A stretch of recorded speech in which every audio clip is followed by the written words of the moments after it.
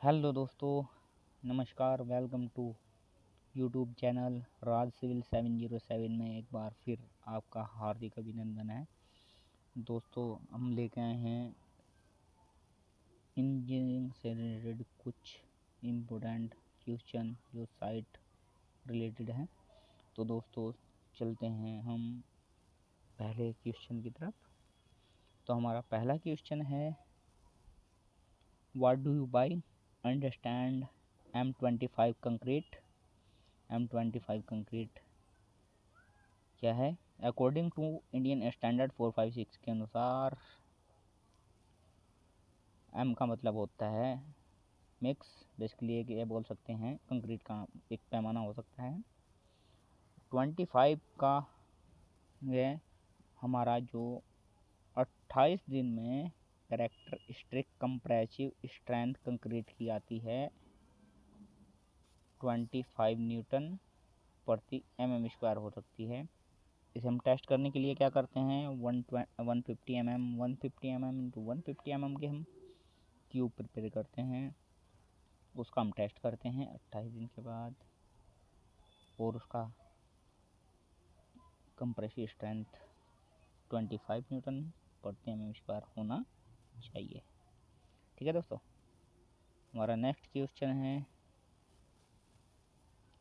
What is the maximum allowable fresh concrete temperature unit use ASTM के according क्या है? वो कितना होना चाहिए? 32 डिग्री सेल्सियस। कितना? 32 डिग्री सेल्सियस।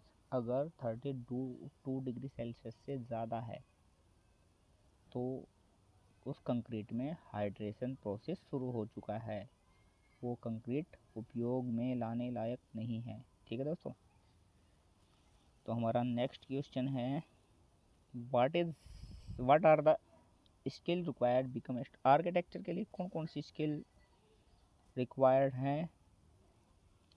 बेसिकली आपको पता है आर्किटेक्ट बनने के लिए क्या करना पड़ता है, BArch वगैरह या उसके समकक्ष कोई भी कोर्स डिग्री करनी पड़ती है या डिप्लोमा करना पड़ता है। लेकिन अगर कोई, ठीक है, अगर कोई सिविल इंजीनियर आर्किटेक्ट में बनना चाहता है, जाना चाहता है डिपार्टमेंट में, तो उसको क्या आनी चाहिए? बेसिक नॉलेज ऑफ कंप्यूटर आनी चाहिए। आर्किटेक्ट के लिए जो सॉफ्टवेयर होते हैं प्रोग्रामिंग या डिजाइनिंग के जो सॉफ्टवेयर होते हैं, जो 3D मॉडलिंग 2D मॉडलिंग हैं, वो आने चाहिए। और बेसिक बिजनेस एप्टीट्यूड की नॉलेज, लीगल नॉलेज होनी ज़रूरी है। ठीक है दोस्तों, इसमें जैसे हो गया ऑटोकैड हो गया, बेसिक रिविट हो गया, प्राइमवेरा हो गया। ठीक है, बहुत से सॉफ्टवेयर हैं जो हैं दोस्तों, वो आने चाहिए तब एक आर्किटेक्ट को। ठीक है दोस्तों, हमारा नेक्स्ट क्वेश्चन है, व्हाट इज गंटिंग। गंटिंग क्या होती है? गंटिंग आपको पता है, गंटिंग एक प्रोसेस होता है, एक गन टाइप होती है जिसमें प्रेशर कंप्रेशर वगैरह यूज़ किया जाता है। उस प्रेशर के थ्रू कंक्रीट को दीवार पे फेंका जाता है। तो बेसिकली यूज़ होती है अधिकतर टनल्स वगैरह की दीवारों में। क्यों टनल्स वगैरह की जो दीवारों में है, जो कभी कभी क्रैक्स वगैरह आ जाते हैं कंक्रीट सरफेस में, निकुम वगैरह आते हैं, तो उसे शूट करने का, उसे फिल करने का जो प्रोसेस होता है उसे गंटिंग कहते हैं। उस गंटिंग के अंदर 1:3 का कंक्रीट, सीमेंट और सैंड का मिक्सचर होता है। ठीक है, और उस मिक्सचर को हम 2.3 किलोग्राम प्रति सेंटीमीटर के स्क्वायर से हाईली इफेक्टिव प्रेशर से, जहाँ जो डैमेज क्रैक सरफेस होता है उसे शूट करते हैं, उसे फिल करने के लिए वाल के ऊपर जो डैमेज सरफेस होता है। तो उस प्रोसेस को हम क्या कहते हैं? गंटिंग। ठीक है दोस्तों, तो दोस्तों हमारा नेक्स्ट क्वेश्चन है, question number 5, for filling cracks in masonry structure the type of bitumen use. Crack filling के लिए मैसनरी स्ट्रक्चर में जो बिटमन यूज़ करते हैं उसको हम क्या बोलते हैं? तो वो होता है दोस्तों प्लास्टिक बिटमन। ठीक है, बिटमन भी बहुत तरीके के होते हैं, वो अलग अलग जगह यूज़ होते हैं अलग अलग। ठीक है, तो दोस्तों हमारा नेक्स्ट क्वेश्चन है क्वेश्चन नंबर 6। ठीक है दोस्तों, what is bending moment and shear force? Bending moment क्या होता है दोस्तों? जब किसी सरफेस पे हम बैंड मतलब प्रेशर डालते हैं और वो चीज़ उस फोर्स के कारण बेंड होती है। ठीक है, तो जो वो होता है उसे जो मोमेंट क्रिएट होता है उसे हम बेंडिंग मोमेंट कहते हैं। एक छोटी सी बात ले लें, आप पेन का रिफिल लीजिए, उस दोनों उंगली के बीच ऐसे घुंटा उंगली के बीच रख के उस पर उसके ऊपर लोड लगाइए, तो जिस फोर्स से वो बैंड होगा नीचे की तरफ बैंड होने की कोशिश करेगा, जो मोमेंट हो रहा है उसे हम बेंडिंग मोमेंट बोलते हैं। शेयर फोर्स क्या होता है? शेयर फोर्स, ठीक है, किसी हम सरफेस को रब करते हैं, ठीक है, रब करते हैं तो उस सरफेस के ऊपर जो फोर्स लग रहा है, फोर्स अप्लाई हो रहा है, उसे हम शेयर फोर्स बोलते हैं। ठीक है दोस्तों, ये होता है शेयर फोर्स और बेंडिंग मोमेंट। ठीक है दोस्तों, तो हमारा नेक्स्ट क्वेश्चन है question number 7। What is the different one way slab और टू वे स्लैब में?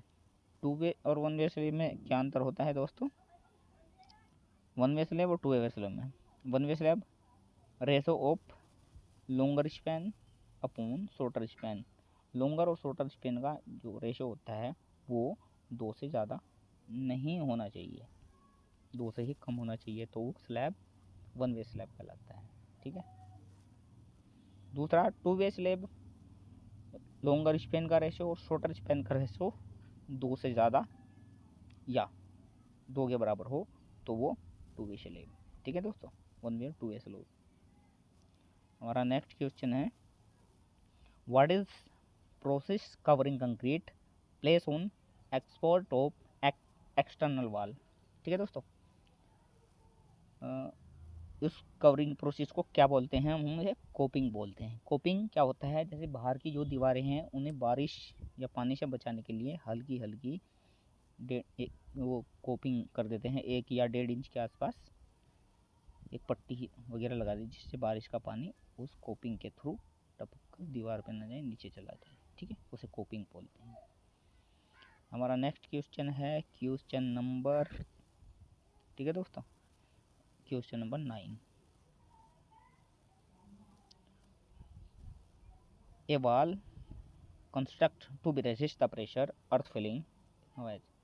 जो वॉल स्ट्रक्चर के प्रेशर को रेजिस्ट करती है उसे हम क्या कहते हैं? उसे हम रिटेनिंग वाल बोलते हैं। रिटेनिंग वाल क्या होती है? किसी भी मतलब जैसे किसी स्ट्रक्चर की मिट्टी को रिटेन पकड़ के रखती है उसे हम रिटेनिंग वॉल कहते हैं। जैसे आपने देखा होगा हिली एरिया में चले जाइए आप, रोड के आसपास जो वाल बनी होती है पत्थर कंक्रीट वगैरह की, तो वो मिट्टी को बेसिकली रोड पे आने से रोकती है, मिट्टी को रिटेन करके रखती है, पकड़ के रखती है, उसे बोलते हैं रिटेनिंग वाल। ठीक है दोस्तों, हमारा नेक्स्ट क्वेश्चन है क्वेश्चन नंबर 10। ठीक है दोस्तों, question number 10, what is the minimum curing period? इसमें लोग भ्रमित हैं। देखते हैं, इंडियन स्टैंडर्ड कोड के अनुसार 456/2000 के रिकमेंडेशन के अनुसार क्यू ड्यूरेशन कंक्रीट का जो मस्ट भी 7 दिन होना चाहिए ऑर्डिनरी पोर्टलैंड सीमेंट के केस में, और कंक्रीट में अगर एडमिक्सचर है तो उसका टाइम 10 डेज होना चाहिए। किसके केस में? ऑर्डिनरी पोर्टलैंड सीमेंट के केस में। ठीक है, दूसरा, it is also recommendation should not be less than 10 दिन से ज़्यादा भी हो सकता है ओपीसी एक्सपोर्ट ड्राई और वेदर कंडीशन के अकॉर्डिंग। उसमें 14 दिन होती है minerals admixture and hot and dry weather के केस में। ठीक है, 14 दिन तक भी हो सकता है ओपीसी के केस में। तो ये हमारा क्यूरिंग पीरियड हो गया तो मिनिमम है। ठीक है दोस्तों, नेक्स्ट क्वेश्चन है question number 11। What is the minimum weight of fine aggregate for sieve analysis per ASTM C160 का हम ASTM जो हम शिव एनालिसिस टेस्ट करते हैं उसके अकॉर्डिंग उसमें जो मिनिमम वेट बचना चाहिए एग्रीगेट का वो कितना बचिए, वो बचना चाहिए 300 ग्राम। याद रहेगा 300 ग्राम किसके अकॉर्डिंग, ASTM C136 के अकॉर्डिंग शिव एनालिसिस टेस्ट में। ठीक है दोस्तों हमारा नेक्स्ट क्वेश्चन है क्वेश्चन नंबर 12। ओके दोस्तों क्वेश्चन नंबर 12 पे चलते हैं। How many hours should CBR sample be soaked. जो हमारा CBR California bearing ratio test होता है जिसका सैंपल होता है कितना टाइम तक रखा जाता है, तो वो 96 आवर्स रखा जाता है। दोस्तों ये CBR टेस्ट हाईवे, ठीक है, हाईवे में यूज होता है अधिकतर CBR California bearing ratio test, इसका sample 96 hours. Okay sir next question है question number 13। What is the bearing capacity of soil. Bearing capacity soil होता क्या है, बेरिंग कैपेसिटी सोयल किसी सोयल के ऊपर जो स्ट्रक्चर हम खड़ा करते हैं जो उस पर स्ट्रक्चर का लोड अप्लाई होता है क्या वो सोयल उसे सपोर्ट कर पाती है या बियर कर पाती है। ठीक है, उस फाउंडेशन का स्ट्रक्चर का हो गया लोड हो गया, फुटिंग का होगा, फुटिंग के द्वारा ग्राउंड में सोयल पर ट्रांसफ़र होता है वो उसे बियर कर पाती है। तो जिस लिमिट तक वो बियर कर पाती है उसकी जो कैपेसिटी होती है उसे बेरिंग कैपेसिटी ऑफ सोयल बोलते हैं।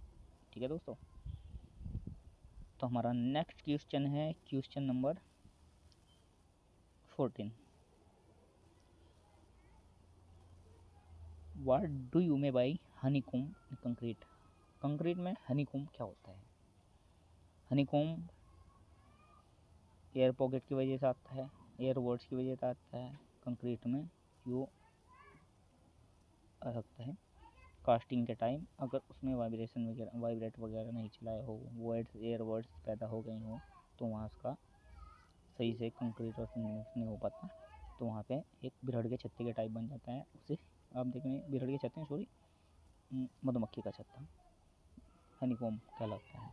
ठीक है, अगर 5 ठीक है वह हनीकॉम्ब बोलते हैं। हमारा नेक्स्ट क्वेश्चन है what field test required quality check of cement. Cement की क्वालिटी चेक करने के लिए फील्ड पे जो टेस्ट होते हैं उसको हम कैसे क्या देखते हैं, जो टेस्ट होते हैं वो क्या होते हैं। पहले तो हम क्वालिटी चेक करते हैं, उस देखते हैं सीमेंट का कलर, उसकी फिजिकल प्रॉपर्टी आदि वगैरह देखते हैं। Cement should have the grey colour होना चाहिए, लाइट ग्रेनिश शेड होता है, ग्रेनिश ग्रे भी बोल सकते हैं आप। ठीक है, उंगली से टच करोगे तो स्मूथ, फिंगर रब करोगे मतलब स्मूथ लगना चाहिए, तो फिंगर के बीच में ऐसे रब करोगे तो ठीक है दोस्तों। उसमें कोई सीमेंट हाथ डालने पर कूल ठंडा महसूस देना चाहिए सीमेंट। ठीक है, गर्म महसूस दिया तो वो सीमेंट में हार्डेशन प्रोसेस शुरू हो चुका है, उसको पानी लग चुका है। ठीक है, दूसरा है पिंच। अगर हम सीमेंट के कुछ उठा के बाल्टी पानी के ऊपर डालेंगे हैं कुछ सीमेंट तो वो थोड़ी देर के टाइम सीमेंट फ्लोट करना चाहिए पानी के ऊपर। ठीक है, और सीमेंट लम्स फ्री होना चाहिए, इसमें ढीले वगैरह नहीं होने चाहिए, तो वो अच्छा सीमेंट है यूजेबल है। और दोस्तों सीमेंट की जो एक्सपायर डेट होती है वो 3 मंथ होती है, 3 मंथ यानी 90 दिन से ज़्यादा का सीमेंट यूजेबल नहीं है। ओके ठीक है डियर फ्रेंड। दोस्तों नेक्स्ट क्वेश्चन है question number 16। What are the type of cement. Cement के टाइप्स क्या क्या हैं, इसके वेरियस टाइप हैं जैसे आप देख रहे हैं Portland,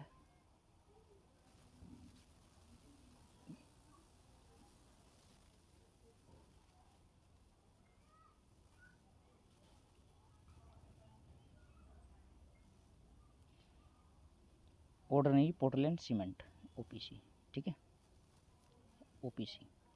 white Portland cement WPC. Portland pozzolana cement PPC. Low heat cement, coloured Portland cement, hydrophobic cement, rapid hardening cement, Portland slag cement, sulphate resisting ATC cement, ठीक है दोस्तों। तो हमारा नेक्स्ट क्वेश्चन है, what is the slope of staircase. Staircase के मामले में जो स्लोप होता है कितना रहना चाहिए, कितना स्लोप लेना चाहिए हमें स्टेयरकेस के मामले में। इंडियन स्टैंडर्ड 456 हाँ, जो स्लोप होता है स्टेयरकेस का 25 डिग्री से 40 डिग्री के बीच होना चाहिए, कितना 25 डिग्री से 40 डिग्री के बीच, न उससे ज़्यादा न उससे कम। अगर ज़्यादा रखोगे तो भी दिक्कत, कम रखोगे तो भी दिक्कत, ठीक है दोस्तों, स्टेशन के बीच होना चाहिए। हमारा नेक्स्ट क्वेश्चन है, what is a crank length is the slab. Slab की जो क्रैंक लेंथ है वो किसके अकॉर्डिंग होती है, क्या होती है, ठीक है दोस्तों। क्रैंक लेंथ होती है 0.4 डी, जहाँ पे डी डाया स्लैब की थिकनेस में से टॉप कवर और बॉटम कवर माइनस करके 0.4 डी, तो उसकी क्रैंक लेंथ इतनी लेते हैं, ठीक है। नेक्स्ट क्वेश्चन है,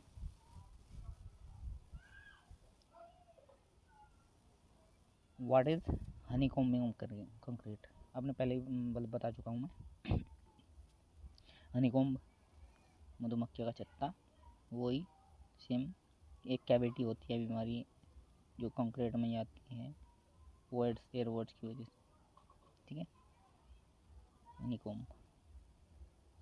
next question, what do you mean by segregation. Question number 20। Segregation क्या होता है।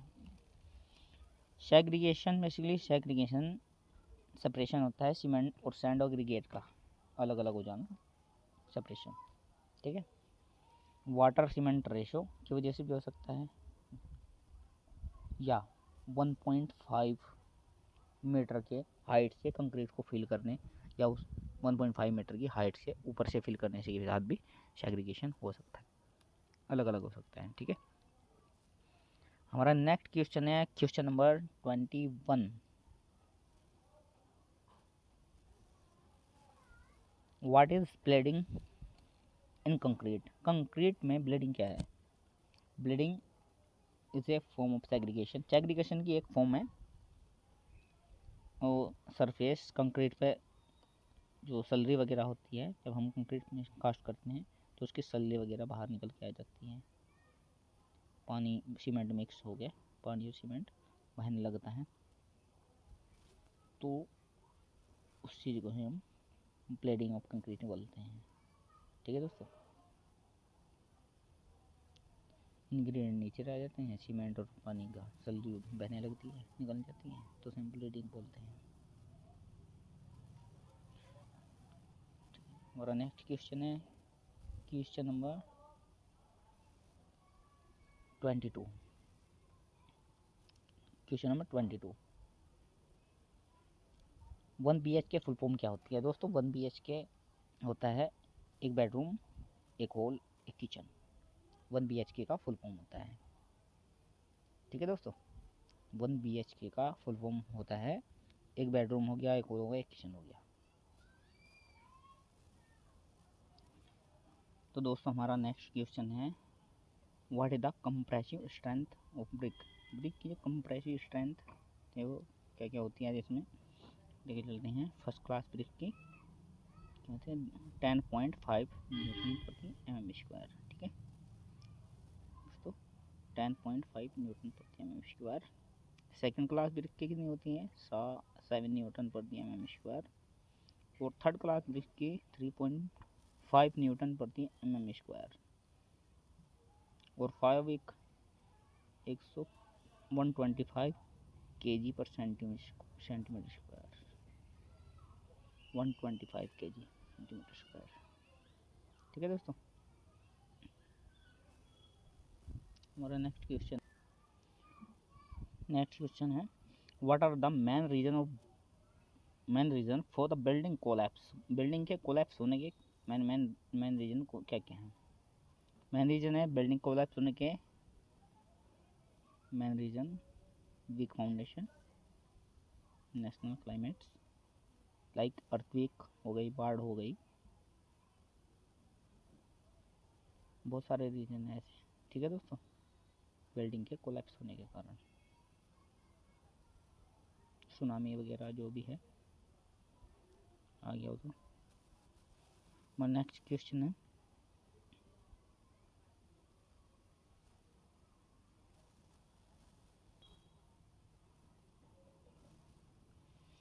State the building codes. Building codes क्या होते हैं।